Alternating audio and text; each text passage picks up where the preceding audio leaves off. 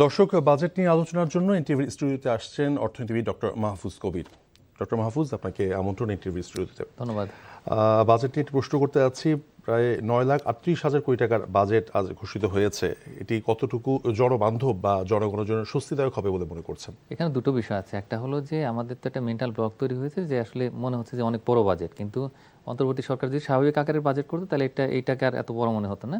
তবে একটা বিষয় আমি মনে করি যে এটা নীরবে ঘটে গেছে, সেটা হলো যে অনেকটাই করের ক্ষেত্রে একটা হরাইজন্টাল এক্সপানশনের একটা প্ল্যান আছে। তার কারণ করের হারটা বাড়েনি, অনেক জায়গাতে কর কমানো হয়েছে, উৎসে কর কমানো হয়েছে। তো এরপরেও সরকার আশা করছে যে 6,95,000 কোটি টাকা রাজস্ব আদায় হবে। তার মানে হলো যে সরকারের একটা ভালো পরিকল্পনা আছে, ভেতরে হোমওয়ার্ক হয়েছে। এটা একটা দিক। আর একটা দিক হচ্ছে যে আমাদের বিরাট আকারের একটা কিন্তু সামাজিক নিরাপত্তা ব্যয়, যেটা 1,44,000 কোটি টাকার একটু বেশি, এবং সেটা আসলে জনগণের কাজে লাগবে। জনবান্ধব যদি বলেন তাহলে সেক্ষেত্রে প্রান্তিক জনগোষ্ঠী, নিম্ন আয়ের মানুষ, তাদের জন্য একটা বড় আকারের বরাদ্দের কথা বলা হচ্ছে। দুটো সিগনেচার আসলে প্রজেক্ট আছে, একটা হলো যে ফ্যামিলি কার্ড, একটা কৃষক কার্ড, এবং এটি ছাড়াও ভাতা বাড়ানোর কথা হচ্ছে, উপকার হয়ে বাড়ানো হয়েছে। সব মিলিয়ে আসলে জনগণের জন্য অনেক কথাবার্তা আছে এটার মধ্যে, এবং জনগণের উপরে আসলে অতিরিক্ত করের চাপটা কিন্তু নেই। এবার যদি খেয়াল করলে দেখবেন যে অনেক জায়গাতে কিন্তু আসলে কর কমানো হয়েছে।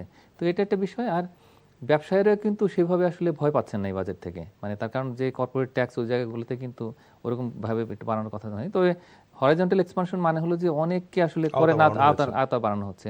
এইভাবে করে আমার ধারণা যে একটা ভালো হোমওয়ার্ক করে এসছে সরকার। এবং আপনি খেয়াল করলে দেখবেন যে এটা ছোট আকারের কিন্তু বাজেট বক্তৃতা, 100 পৃষ্ঠার নিচে রাখা আছে, এবং খুব বুলেট পয়েন্ট, একদম তারা খুবই পরিষ্কার এবং কনফিডেন্ট। তো আমার কাছে এটা ভালো লেগেছে।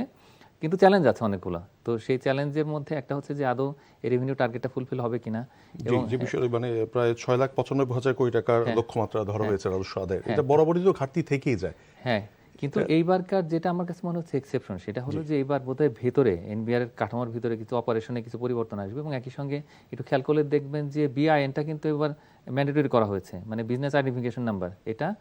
আর ইভ্যাট এটা কিন্তু বাধ্যতামূলক করা হয়েছে। আর এই যে সমস্ত রকমের যে ইনকাম ট্যাক্স, ওইগুলো সাবমিশন কিন্তু এখন মোটামুটি অনলাইনে, এগুলো বাধ্যতামূলক করার কারণে ট্রান্সপারেন্সি বাড়বে, এবং সারা বছর ধরে যেহেতু আমাদের এই রিটার্ন সাবমিশন আছে, রিটার্ন সাবমিশন, তো সুতরাং মানুষ স্বস্তির সঙ্গে আসলে এবার কর দিতে পারবে, এটা আমার কাছে মনে হয়েছে। এই কারণেই মনে হয় যে একেবারে বড় চাপ তৈরি হবে না মানুষের মধ্যে। মানুষকে আসলে এই করের চাপ থেকে একটুখানি মানে একটু স্বস্তি দেওয়ার জন্য আসলে এই কাজগুলো করা হয়েছে।